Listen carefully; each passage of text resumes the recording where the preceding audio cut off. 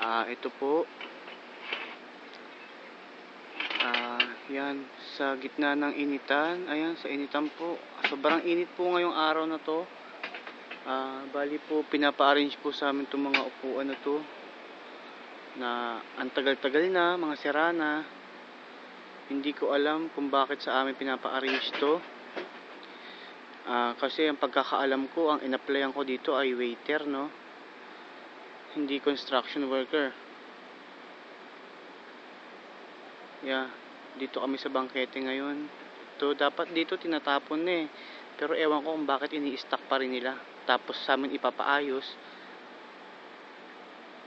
Ito mainit. Yan si Agus, si Daniel, at si Marvin. Gagawa nito lahat. Kailangan daw kasi namin i-clear tong area na to. I-clear daw namin tong area na to.